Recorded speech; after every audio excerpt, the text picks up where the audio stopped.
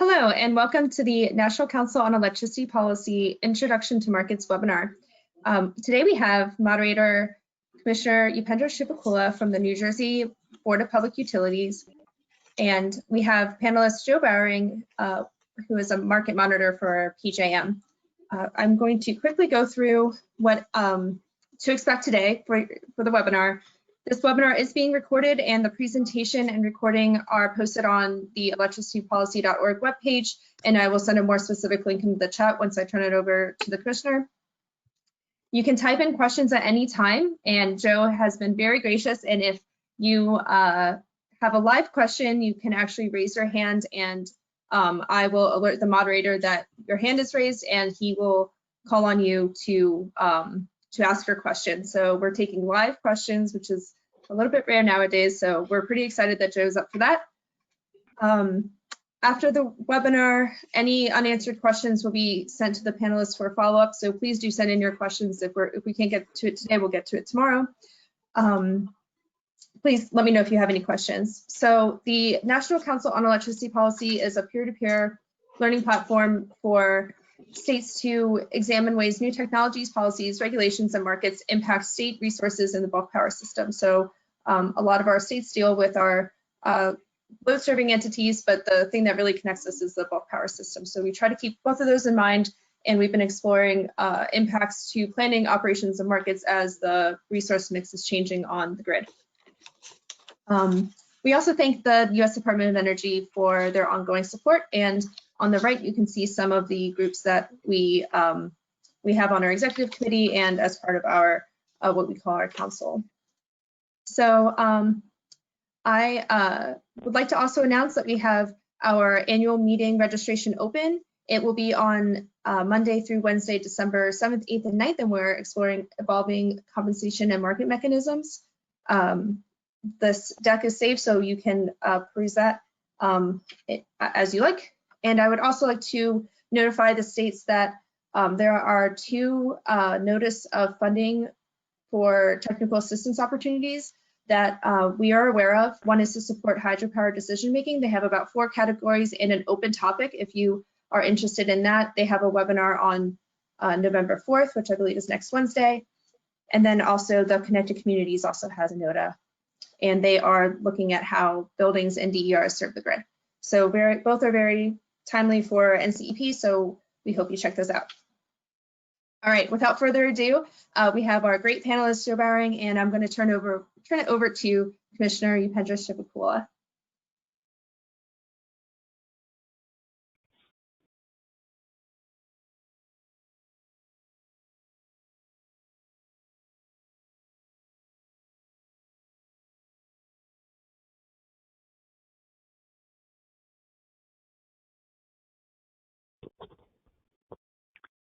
Can't hear you, Commissioner. Okay, thank you. Today, we are excited to have Joe Bowring, who's the PJM, Pennsylvania, Jersey, Maryland market monitor. And he comes with tremendous experience in applied energy and regulatory economics. And he's called upon to testify before FERC and other state PUCs. He has a PhD in economics from University of Massachusetts.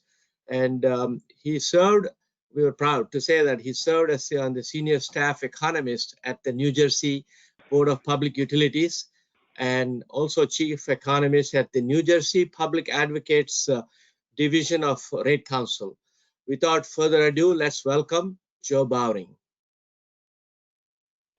Thank you very much.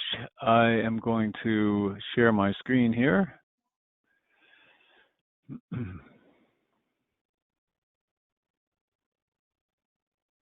You can see your screen.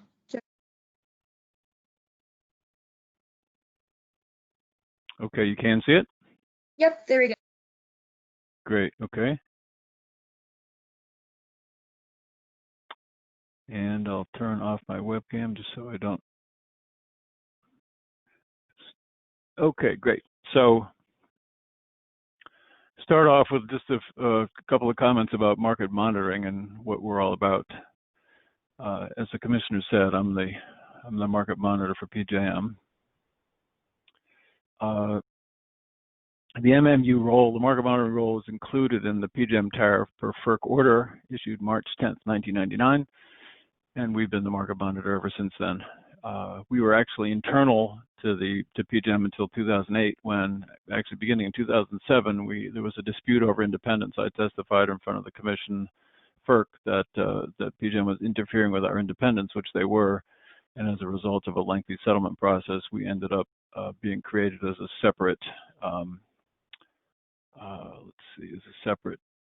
independent entity, a separate independent external MMU for PJM. So we formed a company called Monitoring Analytics, and we serve as the independent market monitor for PJM.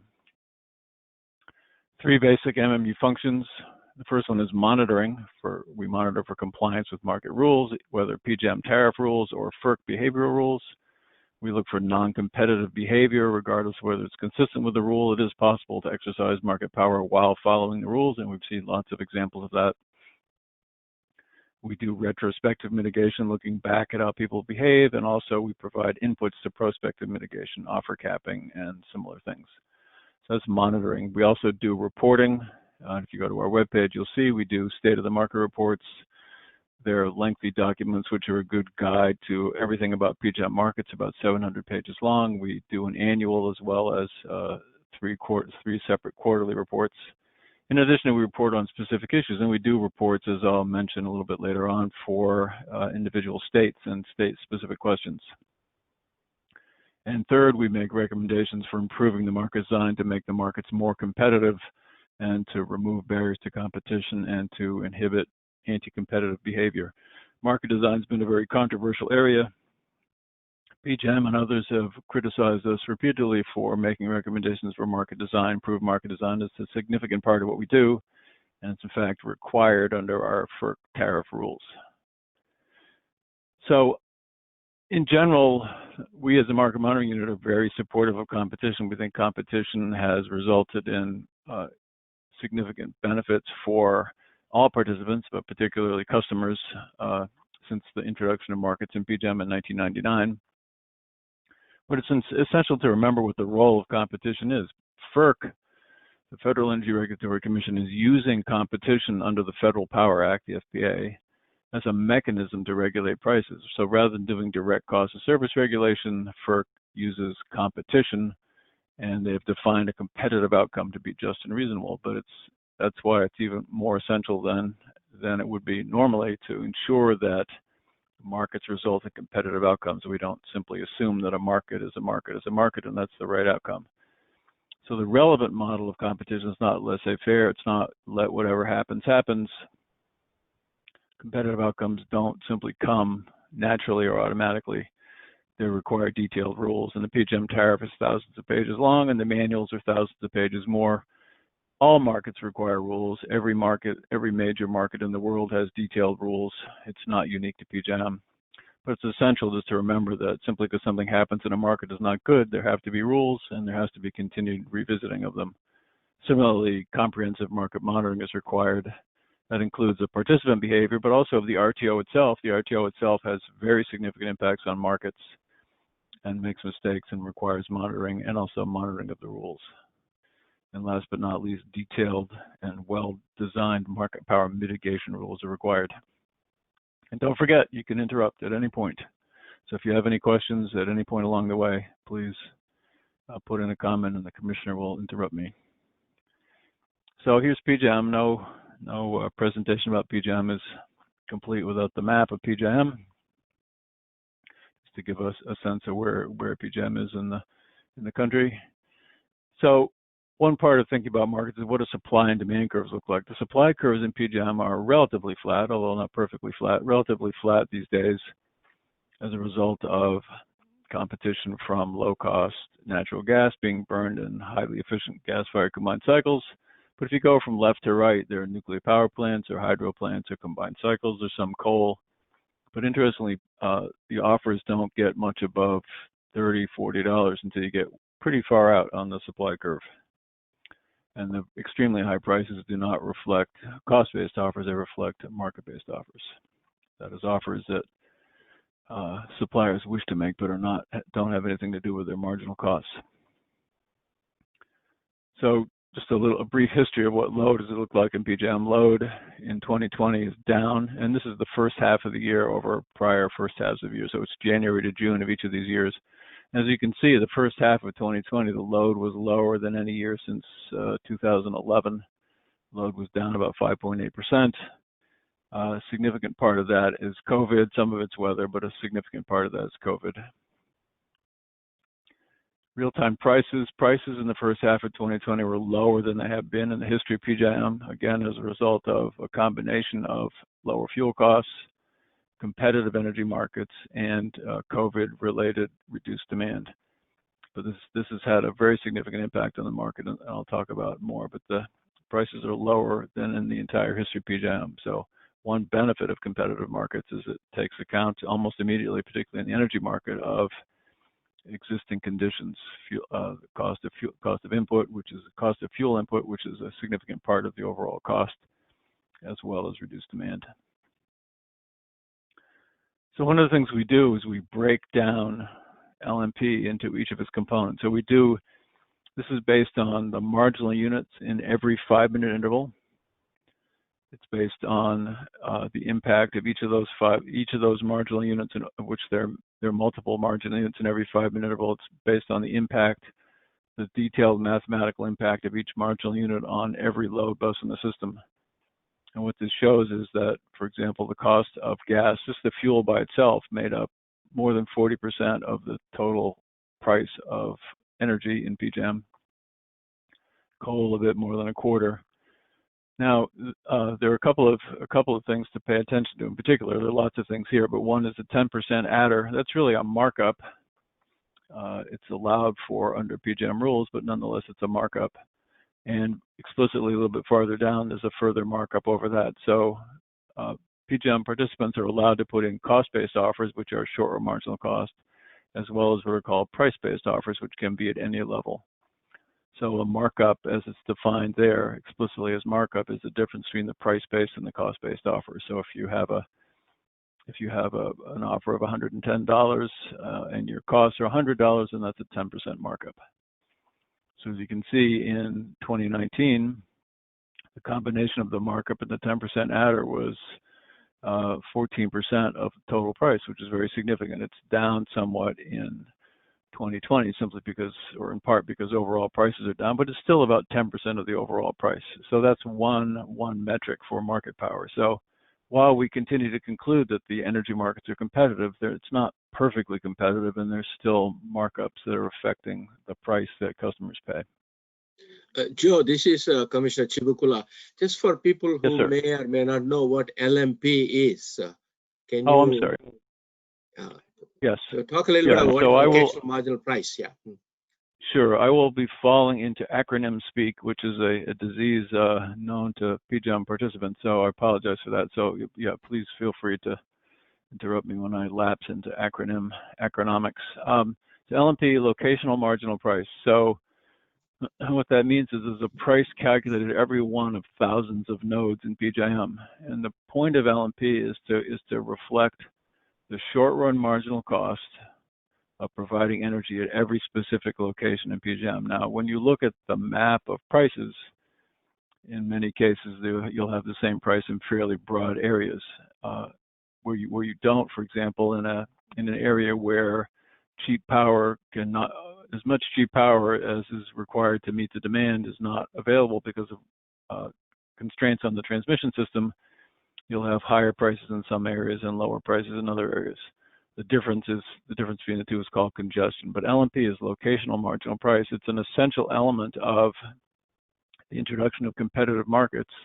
And together with FTRs, which I'll talk about in a few minutes, financial transmission rights, if they were implemented correctly, which they're not currently in PJM, if they're implemented correctly, would ensure that load paid only the correct short-run marginal price at every node. So that's LMP. And as I said, so we've broken down LMP into every single node on the system here. So FTRs, and again, these are all complicated concepts, each one of which I could talk for about a couple of hours, and it would take even longer than that to fully explain. But FTRs, financial transmission rights, were designed to ensure then we went from cost of service rate making to LMP, that load did not pay too much. So if you just imagine a case where you have a load pocket and only half of the load can be met through cheap power, say power at $20, and the other half can be met only through more expensive local power, say at $50. Under the principles of locational marginal pricing, the load pays $50 for every megawatt hour. But what that means is for half of the load, they're paying 50 while the generator is only receiving 20. That difference is congestion. There are lots of bad definition of congestion. That's the only correct definition of congestion. That difference is congestion. In order for load to be held harmless and to ensure that it pays only the cost of power, that congestion has to be returned to load. And that was the original design. FTRs were used to return that congestion to load. The system has been somewhat distorted since then, and the result has been that less than all of congestion is paid back to load. And if you look at what's inside the red squares, as the rules change, the results have changed. So the lowest number there was 42.4% in the planning year 13-14. Only 42% of congestion was returned to load, and in 17-18, only 50%. Whereas in 19-20, more than 100% was returned to load because congestion FTR buyers were paid more for congestion than congestion actually turned out to be. But the essential point is that FTRs were designed to return congestion to load, and they have not been working that way. We've been making an argument for redesigning FTRs. And again, without getting into it in more detail than that, just bear in mind that FTRs are a complicated topic. The design needs to be fixed. The goal is to return congestion to load, and has not been doing that. Joe, what is ARR credit, so that people know? Oh, I'm sorry. So while FTRs were introduced back in 1999, after a few more years, something called ARRs were introduced. And it was a way of dividing congestion into what was provided directly to load and what you could purchase if you were just a buyer. So think about all congestion revenue belonging to load, and then load having the option to sell off those rights. In fact, ARR holders load cannot actually sell it, but what happens is PJM auctions it off.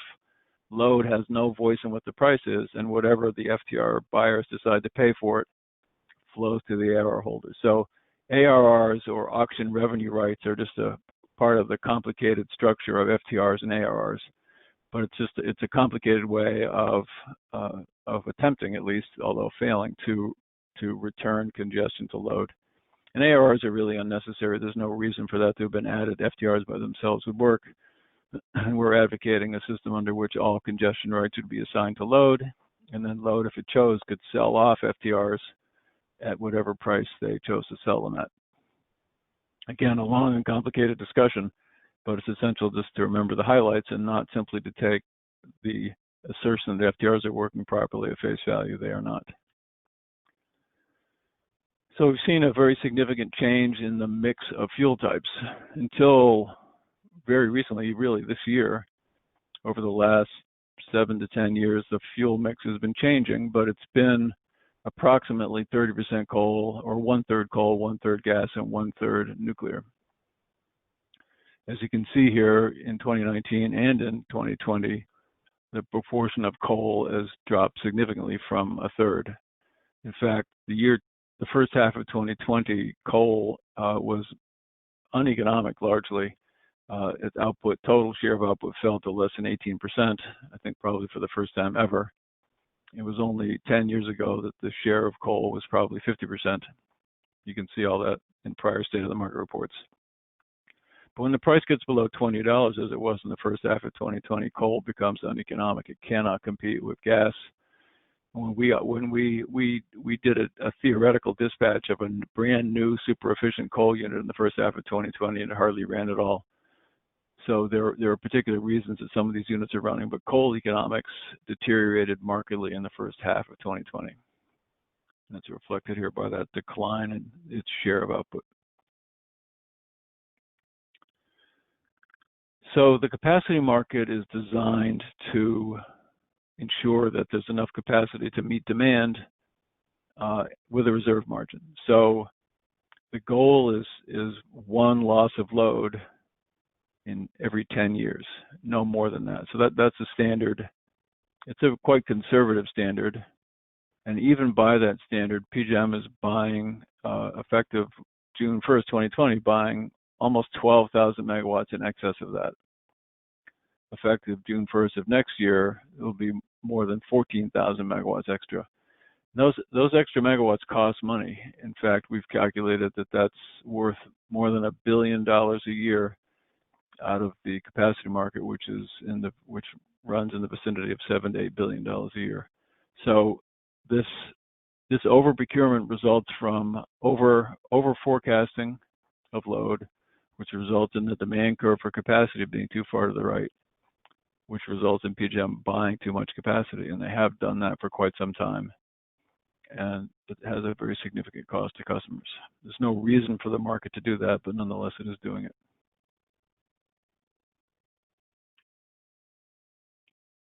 So if we look at the total price, that is every element of the cost of wholesale power for the first half of the year 2019 through 2020,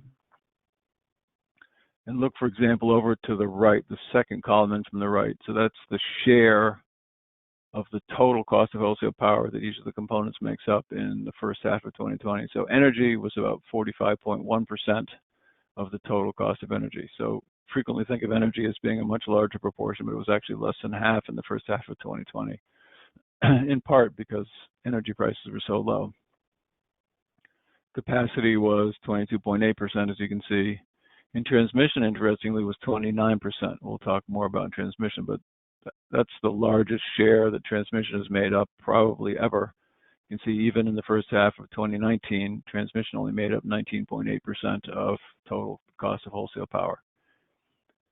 So those are the three primary elements. There's also ancillary services and administration and so on, but the primary cost of wholesale power is energy, capacity, and transmission.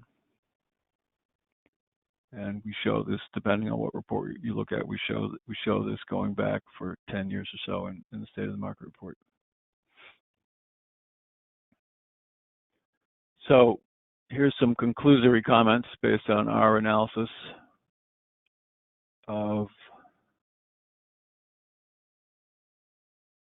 the market. So one of the things we do in the State of the Market reports, and we're required to do by FERC, is to make a determination about whether markets are competitive. So in general, we conclude that the PJM markets are competitive, and overall the wholesale power markets work. The goal of competitive wholesale power markets, the goal of competition in wholesale power markets, is to provide energy to customers at the lowest possible cost. So no lower than that, but at the lowest possible cost. And in general, although not without exception, as I've indicated, the markets have done that. Prices have been quite low, but they've been reflective of the cost of providing power. There have been times during the last 20 years that PJM prices have been very high. The PJM energy market, we have found and concluded and said to FERC and the PJM board and others, PJM energy market needs more effective market power mitigation. There are good rules governing market power mitigation, but they are not being implemented well by PJM, and the result is that market power mitigation can be avoided. And let me just say briefly what market power mitigation is. So when you have a transmission constraint and there's a relatively small number of units in an area that can meet the load, suddenly that market is very different than the overall market, and you have a much smaller number of potential competitors. In that case, we run something called the 3 pivotal supplier test right in the PJM market software. And if it determines that there are only 3 suppliers, that's defined to be structural market power, and offers are limited to cost-based offers. So the overall approach in the 3 pivotal supplier test is fine. It works well. It's well designed. But there are ways, and I can get into the details for you, but there are ways that generators can avoid being actually subject to market power mitigation and can actually have markups even when they have market power.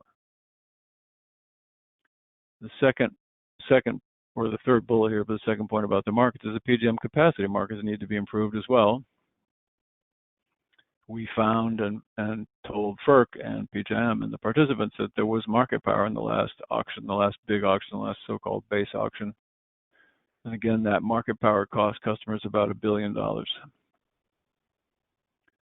result had to do with the way that offer caps are defined, and we can get into the details. But the point being that both in the energy market and the capacity market, there need to be good market power mitigation rules. They're currently not working well, and the result has been much more significant in the capacity market than the energy market, while they both need fixing. That prices have been above competitive levels in the capacity market. We found in our last State of the Market report that the capacity market could not be found to be competitive. But markets are good for all unit types. They're good for natural gas units, they're good for nuclear power plants, they're good for coal units, they're good for renewables, they're good for all unit types. But they're also, when a unit is non-economic, non-competitive, markets are also very harsh. And as I indicated, coal units are increasingly uneconomic at current price levels. And even nuclear units, which have been quite competitive, nuclear units in the first half of 2020 also suffered some pretty strong economic stress. One of the things markets do, and quite different than planning or cost of service regulation, is create incentives for creative responses. When you have prices and you know you can get the price, then markets create incentives for people to do interesting, different ways to meet the need for power, other than simply putting iron in the ground and getting paid a guaranteed price. So overall, we think markets have demonstrated to be a clearly preferred alternative to planning, although there's lots of discussion about the planning options these days. But they're also market alternatives to subsidies. So one of the things, again, I'll talk about in a couple of minutes is subsidies, the various subsidies for renewables, for example. So there are market alternatives. One of them is the carbon price, and the carbon price in the PJM footprint has been implemented under something called the Regional Greenhouse Gas Initiative, and a number of PJM states belong to that, including New Jersey, joined, left, and rejoined, but also Maryland and Delaware belong. Pennsylvania and Virginia are considering it. So they have implemented a carbon price, which is an alternative to, an alternative ultimately to subsidies, although even in New Jersey, Maryland, and Delaware, as well as elsewhere in PJM, direct subsidies are also occurring for renewables. But as I've tried to make clear, markets only work with clear rules. So there have to be clear rules addressing all of those factors. Joe, let me interrupt you here. Yes, sir. And I know you are an economist, and you are well versed with the topic, and the wholesale markets are quite complicated. I know you said that PJM markets, wholesale power markets work well. How do you compare that with Texas? Texas ERCOT has a different model, as I understand it. So Sure. How do you see the benefits and consequences? Sure. So one of the challenges that markets have to address, that cost of service regulation addressed very explicitly, was how to maintain enough capacity in order to have reliability while not having too much, as well as not having too little. So the way that the PJM capacity market the PJM capacity market is one solution, but the reason there's a problem that has to be addressed is that because of the rules, because NERC and FERC have decided, and society generally has decided, that we need a reserve margin, we build well in excess of the amount of capacity, or we need well in the excess of the amount of capacity just required to run an energy market. We need to build more capacity than a market would probably produce. So as you can see in my earlier slide, there's about a 17% reserve margin. So you need a lot of excess capacity. The immediate result of having excess capacity generating energy when you don't need all of it is that energy prices will be lower than they would otherwise be. So in the energy market, the outcome is generally market prices equal to the short-run marginal cost of power. Energy prices equal to the short-run marginal cost of power do not provide enough revenue to provide an incentive to either enter or stay in markets. So there's a shortfall of revenue. The way that that shortfall is addressed in PJM is through a capacity market, and that's one way to do it. But another way to do it is what happens in ERCOT, which is the PJM of Texas. And in Texas, they try to address it entirely through an energy market, but with scarcity pricing in the energy market. So they have something called an ORDC, an operating reserve demand curve, which is an administratively defined demand curve for energy, which results in prices that are higher than the market price would otherwise be. And in Texas, I believe the current market price cap is around $9,000 or $10,000 a megawatt hour. Whereas in PJM, you can't put in offers above $1,000 a megawatt hour. So the idea is that you can run a market only through energy markets, but that you rely on really, really high energy prices at times in order to provide enough money to generators to both invest in the first place and to retain their investment.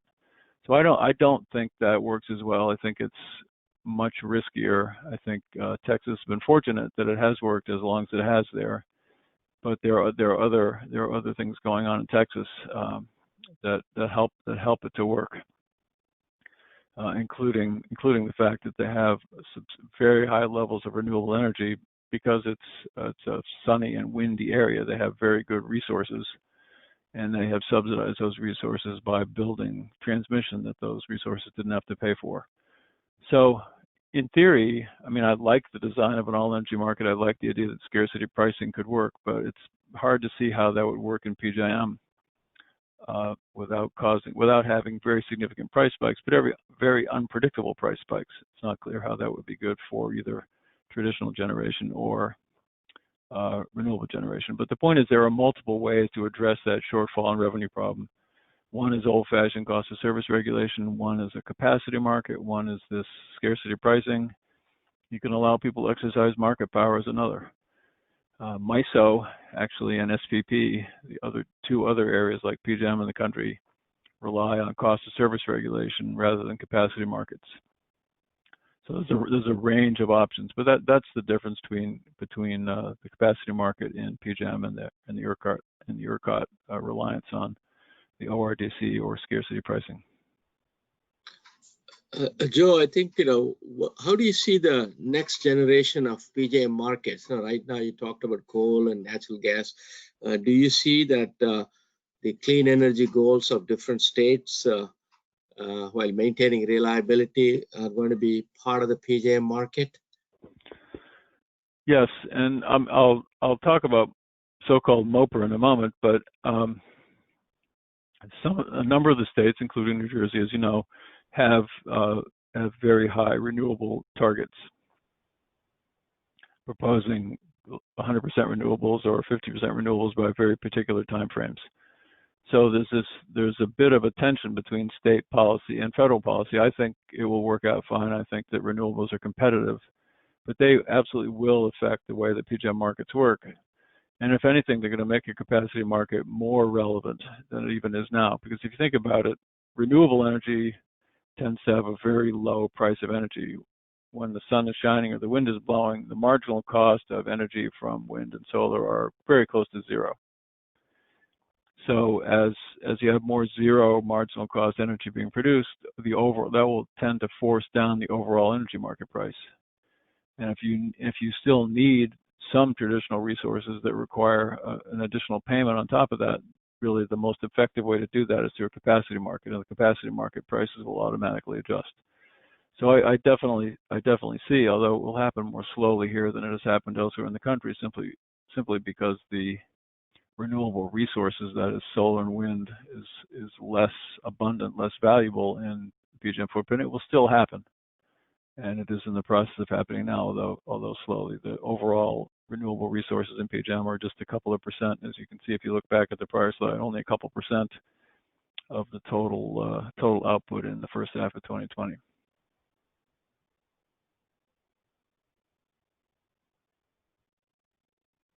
So did that address your question, Commissioner? Yeah, I think so. I think, because I want to see there's a lot of progress, a lot of evolution is taking place in the market. So wholesale markets are going to be changing. That's why I asked that question. Yeah. So now we're going Yeah, to no, talk there about, are. They're yeah. yeah, We're they're going to be very talking very about MOPR. significant. Yeah. We'll Yep. be talking about. Okay, So go ahead. Yeah. here we go. MOPR. MOPR. So another acronym. MOPR stands for Minimum Offer Price Rule. And even though, I mean, there's been a lot of yelling about the MOPR order, which actually the final version of FERC's MOPR order just came out last week. The goal of it is to define the boundary between federal and state jurisdiction for the PJM wholesale power market. And clearly there has to be a boundary drawn. There are competing jurisdictional authorities, and there needs to be a line. Now, under the Federal Power Act, states have authority over generation. States can take back authority over generation and can actually go back to cost of service regulation whenever they want. For the time being, many states in the PJM footprint, although not all, have ceded immediate authority over generation to the markets. But that does not mean that states have given up their authority, which they have not. So even though MOPR was initially about market power, it's really not about market power. It's really about defining what a competitive wholesale power market looks like. And the idea was, FERC's idea was to try to limit the effect of individual state subsidies on the power market, because it's very difficult to have a competitive market if certain resources are being subsidized. In fact, it's almost impossible to do that. It's not really competitive if some resources have a special advantage in the form of subsidies. Although, to be fair about it, almost every power source, generation sources, had subsidies. We would not have a nuclear power industry without subsidies. We would have very different looking markets if we hadn't had subsidies for fossil as well. So one of the key elements of the MOPR order was to define what a competitive offer is in the capacity market. So the idea was, if you want to limit the effect of subsidies, you have to define what you mean by a competitive offer, and then not let people with subsidies offer less than that amount. And there were two competing definitions, at least: net CONE, which is cost of new entry, and net ACR, which is avoidable cost. So avoidable cost, think of as just what you have to, your annual out-of-pocket cash flow, whereas net cost of new entry includes net ACR plus all the costs of capital. So the return on and of capital, depreciation, rate of return, so on. The net cost of new entry is significantly higher than the net ACR. And the reason it's net is you start with the gross cost of new entry and subtract the revenues from the energy market. The same thing with ACR. You start with your gross cost and then subtract the energy market revenues, and that defines what you need to recover in the capacity market. The MOPR order defined a competitive offer for new subsidized resources to be net cost of new entry. We argued for something called the Sustainable Market Rule, SMR. We argued that it should be, I'm not sure what just happened there.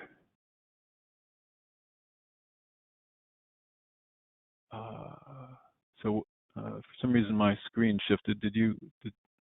What are you seeing? Oh, there we go. I don't know what happened. Sorry. So we argued for the Sustainable Market Rule, SMR, which is equivalent to using net avoidable costs. And when net avoidable costs are the definition of a competitive offer, almost all resources, both renewable and non-renewable, can meet that test fairly straightforwardly. Interestingly, the history of MOPR involves New Jersey and Maryland. So some time ago, before the Commissioner Shibakula was a commissioner, New Jersey wanted to subsidize, ironically, as did Maryland, gas-fired combined cycles. The gas-fired combined cycles currently being the most competitive form of power generation in PJM. Oh, not sure what's happening here. It's called the LCAP, right? Exactly, right. Oh, I'm not sure what you can see here. We're still seeing slide 15. Okay, good. I'm getting weird things on my. Okay. Oh, come on. What are you seeing now? You just have to full screen your slides. Okay. We're seeing them.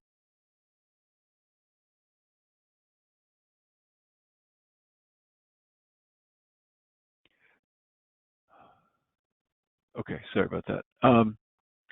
So ironically, right, so both New Jersey and Maryland wanted to subsidize gas-fired combined cycles. Interestingly, some owners, potential developers of gas-fired combined cycles said, particularly in Maryland, that they would never build, ever, no matter what, build a gas-fired combined cycle unless they had a guaranteed 20-year contract at approximately twice the market value. So Maryland actually put in that subsidy program, and New Jersey put in a subsidy program, but it went all the way to the United States Supreme Court, and the subsidies were rejected as interfering with FERC's jurisdiction. And interestingly, the developer of those gas-fired combined cycles, who said they would never ever do it, are happily participating in the PJM markets to this day, providing capacity based on a 3-year forward 1-year price. So there's been lots of arguments about subsidies in the past, and in many cases, those claiming that they really needed subsidies really didn't. But it's the discussion has moved on from gas-fired combined cycles, and now it's about renewables. So I don't believe that MOPR is anti-renewable, but I do think that the definition of competitive offers is too high, and hopefully will not restrict the competitiveness of renewables, but it has a higher potential to do so than if it were net ACR. Joe, how realistic is carbon price in the PJM markets? Yeah, so as a card-carrying economist, I support if once society defines carbon to be a pollutant, then clearly the most efficient way to do it is through a carbon price. There was recently a tech conference at FERC at which I testified, and obviously a lot of other people did as well. I think that if the carbon price begins with the states, this begins with RGGI, and the RGGI states include most of the New England states in addition to the states I mentioned in PJM. If, for example, Pennsylvania and Virginia join RGGI, and Illinois, which has also expressed an interest in a carbon price, join RGGI, a carbon price could easily exist in PJM. The current carbon price in RGGI is very low. It's about $5 or $6 a ton, which is well below the $50 or so asserted societal value of carbon. Clearly, something more than $5 or $6 would be required in order to have any kind of an impact on carbon output. But nonetheless, it is essential that the states control the process, control the price. One of the essential points about a carbon price, though, is it generates revenues, and a significant part of the revenues flow back, or all of the revenues, but a significant part of what's paid flows back to the states.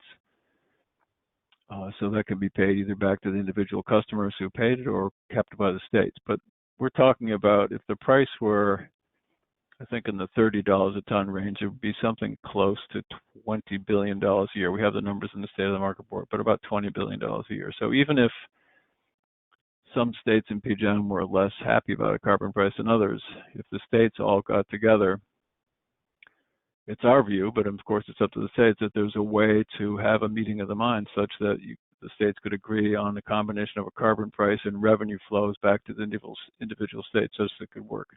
So I think a carbon price in PJM clearly could work, but it's up to the states' decision makers to determine if they want it to work. But it would work very easily with the PJM markets. It would simply become a cost that flows through the offers into the PJM capacity market. And FERC pretty much said that the other day at the tech conference. So I think mechanically and market design-wise it could work. It's really up to the states to decide if they believe that they want a carbon price and if they believe that they want to efficiently limit the amount of carbon emissions in the PJM footprint. I don't think it would work on an individual state-by-state basis. Joe, do you want to talk a little bit about FRR? People are talking about FRR, fixed resource requirements. Sure. That'll be great. Sure. Yep. So yeah, let me do that. So let me, as a way of getting there, as a transition, many were asserting that the MOPR order meant the end of renewables, and this was a disaster, and the FERC order needed to be overturned, and this was the end of the world. Well, we don't think so. We think, based on the actual facts, that renewables are competitive. We've had multiple conversations with renewable developers, and the developers tend to believe that they're competitive. In some cases, some environmental groups are more worried about it than the actual developers. But our analysis of costs and developers' presentation as about costs indicate that that renewables will be competitive. And for the next 3 auctions, renewables are exempt in any case, so they're exempt from the MOPR rule. So we think that the nuclear units will clear. We think renewable resources will clear because they're exempt. We think that the existing resources that are getting so-called RPS, renewable portfolio standards, are exempt. So we think it's quite clear that there'll be no impact on capacity prices. If anything, capacity prices will be lower. And there were some estimates of price increases in the billions of dollars, which are just clearly and demonstrably incorrect. But nonetheless, there was some reaction. And let me just flip ahead then to the FR option. So one of the reactions has been for the states to express some interest in leaving the capacity market. So in the capacity market design, there's this called FRR option, which is fixed resource requirement, which allows individual states or even load serving entities to opt out of the capacity market while staying in the overall PJM market, staying in the energy market, for example, ancillary service markets. So as this slide points out, in order to do that, the utility or the state has to select the FR option, and there's a set of rules that you still have to follow. You still have to meet the reliability requirement. You still have to have enough capacity to meet the reserve margins, but the utility and the state can make that choice. And regardless of whether you have retail choice, the FR entity has to include all the load in the FR service area. So, for example, the ComEd zone in PJM talked about an FRR. New Jersey is currently doing the most advanced and I would say sophisticated and in-depth review of an FRR option in New Jersey. We provided testimony there. The commission, the BPU there had a technical conference recently about the whole topic. But the essential point there is that load serving entities are required to pay the FR entity based on a state mandated compensation mechanism or based on the rest of our RTO capacity price. But the real question is, how much would that cost? So it's easy enough to talk about an alternative to the capacity market, but would that cost more or less, given that the capacity market is a pretty efficient way and a market-based way of providing capacity to everybody in the PJM footprint? So first of all, the generators in that area are not required to participate. And we found we've looked at FR options in a number of areas. So we've done reports that are on our webpage for an FR entity in Illinois, in Maryland, in New Jersey. We're working in Ohio. We're working on Virginia at the moment. In every case, we found that the creation of an FR is likely to increase payments for capacity by customers. And if there are additional subsidies, it'd be even larger. But the real issue is that there is no predefined definition of how the payments would be made, and it's hard to see how it would be. And we did a series of analyses based on assumptions. It's hard to see how it could be any cheaper than the capacity market. There are lots of ways for it to be more expensive. And one of the immediate issues is there's market power. So suddenly you go from a big market of 160,000 megawatts or so to a much, much smaller state market with only a couple of owners. It's pretty clear that in general you increase the market power of the owners of the capacity. And the actual payment, the actual price is going to be the result of a negotiation between the generation owners and the state. And the generation owners clearly have the upper hand there. They know what they expect from a capacity market. They know what their capacity costs, and they have the ability to. They have market power. They own the generation. Don't have to provide it to the state. So, I mean, in summary, from our view, the FR option would replace competitive markets with an undefined and weak form of cost of service regulation. There are no market power mitigation rules. There's no market monitor. There are no rules about competition. The details will be defined by each state.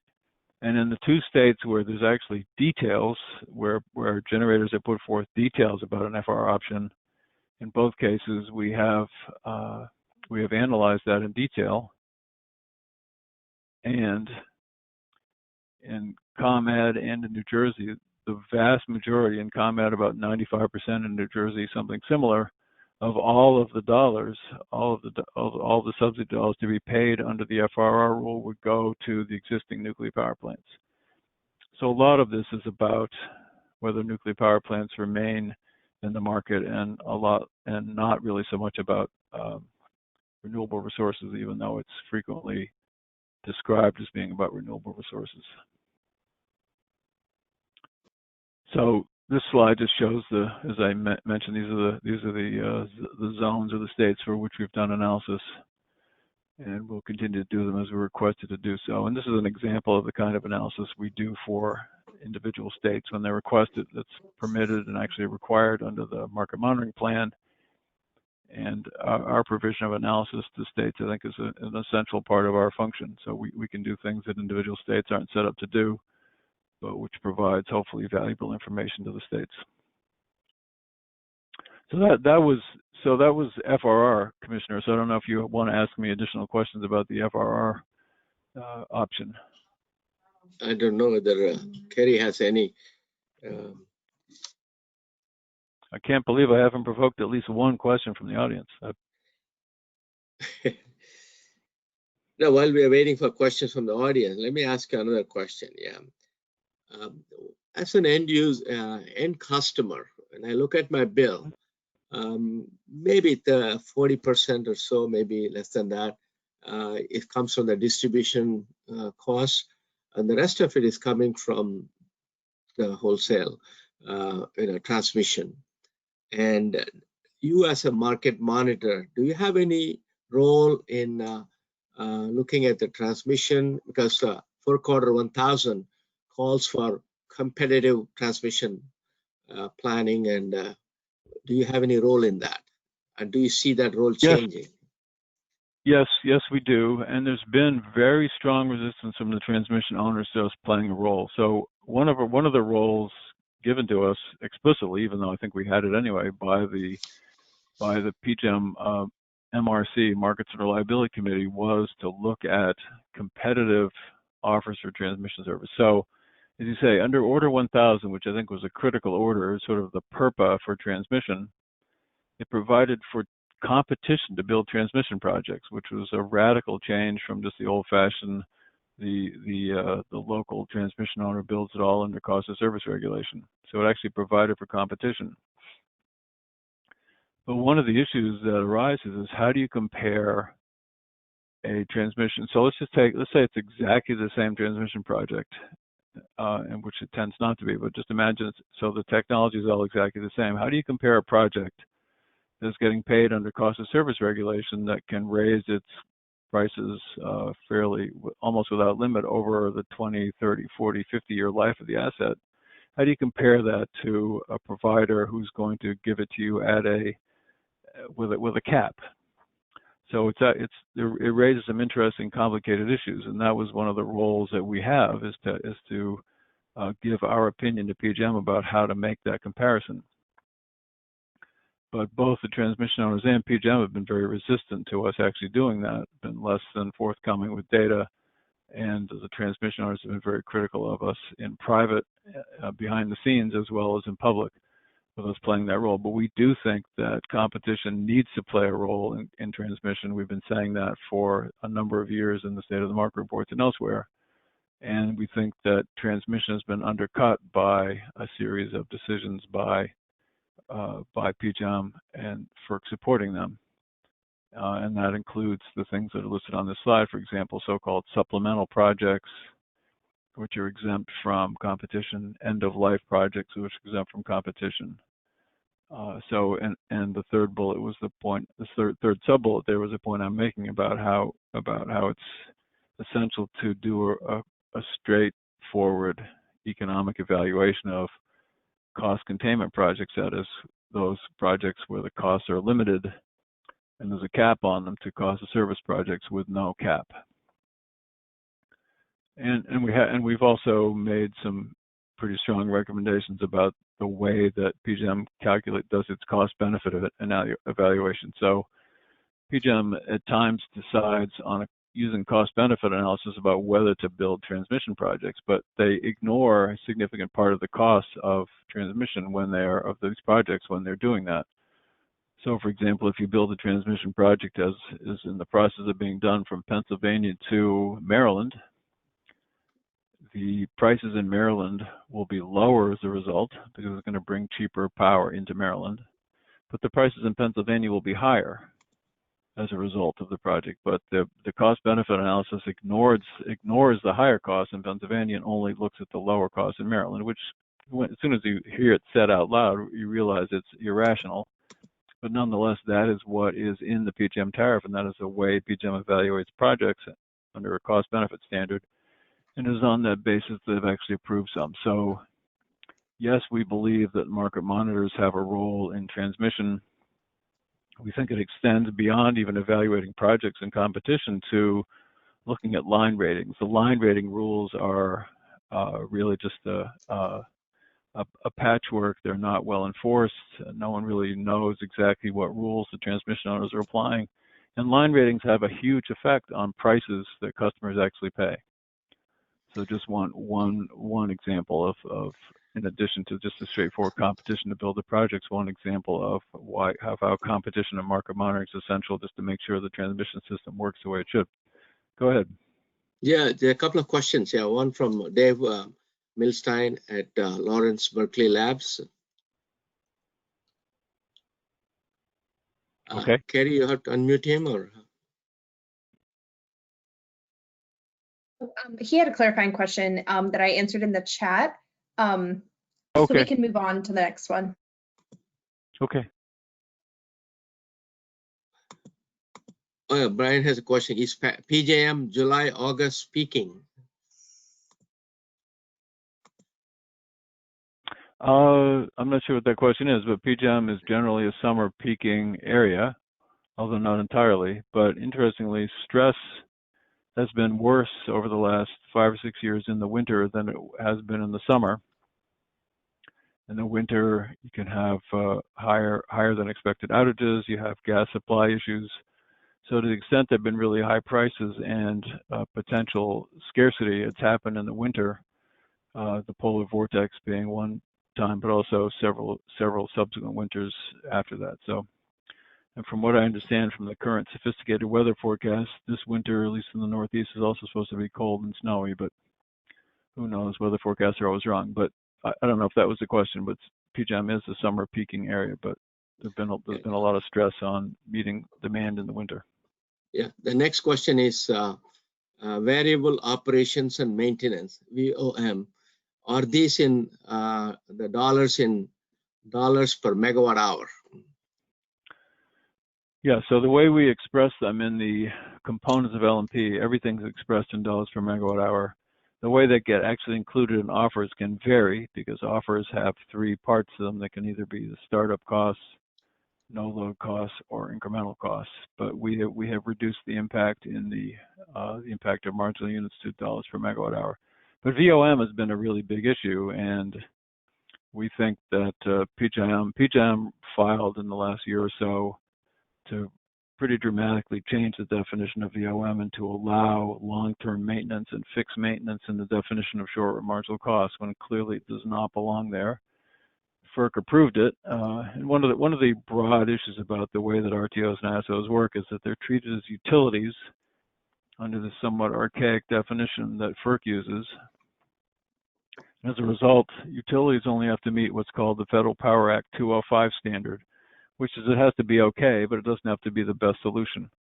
So PJM gets a lot of things approved under the 205 standard as opposed to the 206 standard. The 206 standard says it has to be the best solution. 205 only has to be a pretty good solution, and even if there's a demonstrated one that's better, you don't have to choose the better one. So we actually think that PJM should be required to make all its filings under the 206 standard. But the VOM was changed for the worse, very significantly for the worse in the last year or so by a combination of PJM and FERC. And the result is that cost-based offers can now significantly exceed the actual short-run marginal cost of providing energy. Next question is to know. Next question from William Pentland, Energy. Is the purpose to provide just and reasonable rates? Yeah, so that, I mean, that's FERC's objective, and FERC has defined just and reasonable rates as being the outcome of competitive markets. So rather than doing cost of service regulation and saying, here's your rate of return on equity and here are all your actual costs you can recover, FERC has said, if it's the outcome of a competitive market, then it's just and reasonable by definition. The next question is it's a discussion question. ISONE states are not happy about ISONE's approach to accommodate state policies and want to change the governance structure of ISONE. Could this spread in PJM? Yeah, so I know in New England states have made some suggestions about the structure in ISO New England. So having read them, I can't tell exactly what it is they want. I mean, for example, the ISO New England has been very much open to a carbon price, and that's one of the issues that the states have is they want a carbon price, so it's not clear why they're disagreeing. But in PJM, it certainly could happen. I mean, the states have been less than totally thrilled with some PJM decisions, less than totally thrilled with this MOPR order. But that's really not about RTO governance. In that case, it's about a FERC decision. So, I mean, of course, it could spread. I don't get the sense that it will immediately, but of course, it could spread. Okay, all right. I don't see any other questions from the audience. I think we're almost 4:30. Kerry? Yeah, we are. So, so I tried to do like 3 weeks worth of discussion in an hour. So, I don't know how You did a I did, great job. You did a great job. I clap for you. Thank you. So there are clearly a bunch more things here that are on these last two slides, which we didn't get a chance to go through, but nonetheless, things to be aware of. So, and I saw the agenda for your annual meeting, so there are things that I've raised that are clearly relevant to all of that. Also, the presentation is available, right? Yeah. So yes, at electricitypolicy.org/2020/10/15/October 26, 2020. So it's all the slides are available. Yeah. Yep. And every one of those slides, or all the details of the slides, are included on our webpage and various state of the market boards too. So, and if people have questions about any of it, please feel free just to reach out. Our overall email address is on the back of the slides. So part of the way that we all advance is having active conversations and discussions about all these issues. So this is one part of it, and I thank you, Kerry, for inviting me to do this. It's always an honor to talk to Naruk, and hopefully I succeeded a little bit so in raising people's awareness of some of these issues. So thank you very much. Thank you. Thank you, Kerry. So. Yes, thank you all. Thank you both for your time today, and thank you all for joining us. And we hope to see you in December. Have a great rest of your day. Thanks. Thank you. Bye-bye.